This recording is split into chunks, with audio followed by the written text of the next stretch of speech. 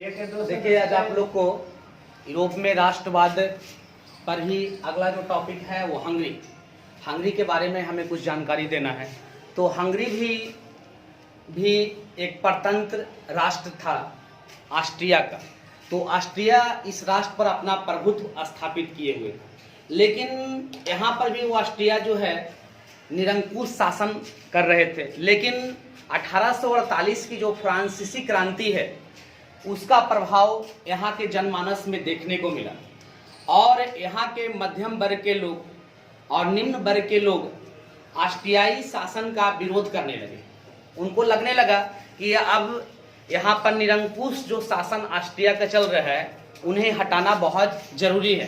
तो 1848 की जो फ्रांसीसी क्रांति था उनका सीधा इफेक्ट यहाँ देखने को मिला, यहाँ सीधा प्रभाव देखने को मिला और किसी प्रकार हंगरी जो है वो ऑस्ट्रियाई शासन से मुक्ति अथवा चाहता था।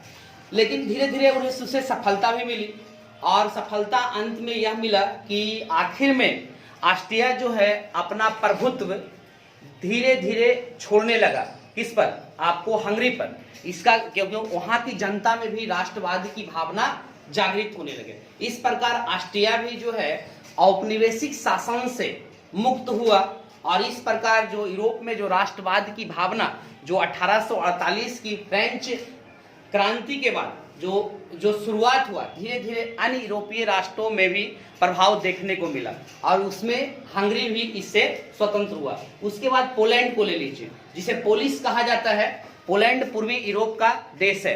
ये भी देश में भी आपको राष्ट्रवाद की भावना जागृत होने लगा। यहाँ पर जो है 1830 में जो क्रांति हुआ था, फ्रांसीसी क्रांति ही, तो उसका प्रभाव देखने को मिला, क्योंकि कोसुत तथा अन्य राष्ट्रवादियों ने इस क्रांति का जो आसपास के देशों पर भी प्रभाव पड़ा और इस क्रांति में वो लाभ उठाना चाह रहा था और वो अपने देश में भी मानी राष्ट्रवाद की भावना बढ़ाने लगा। धीरे धीरे पोलैंड भी जो है राष्ट्रवाद की भावना, राष्ट्रीय चेतना जागृत हुआ और वहां भी जो आपका प्रभाव था वो किसी प्रकार जो औपनिवेशिक प्रभाव था उससे वो स्वतंत्र होना चाहते थे और धीरे धीरे वो माने राष्ट्रीय चेतना जागृत होने कारण वो स्वतंत्र होने लगे। उसके बाद आ जाइए बोहेमिया जो होता है वो बाल्कन प्रायद्वीपीय क्षेत्र है। बाल्कन प्रायद्वीपीय क्षेत्र जो यूरोप का एक क्या होता है कि छोटा सा माने कि देश है और यह भी जो है राष्ट्रवाद का प्रसार यहाँ पर भी देखने को मिला,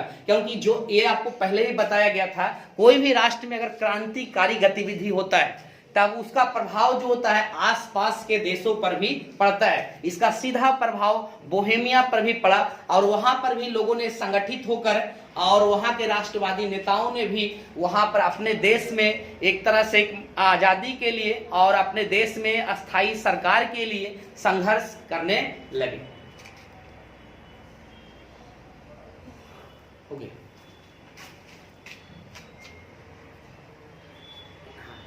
यूरोप में राष्ट्रवाद का यह चैप्टर अंत होता है। अब अगले चैप्टर बताया जाएगा आप लोग।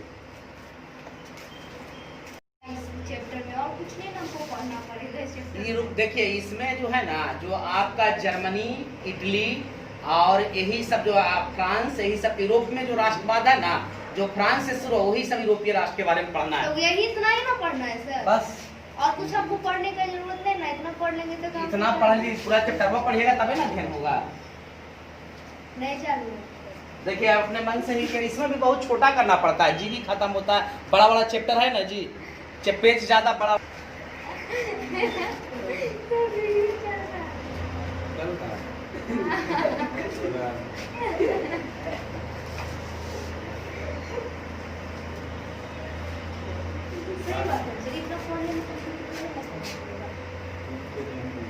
आग लगा दी तो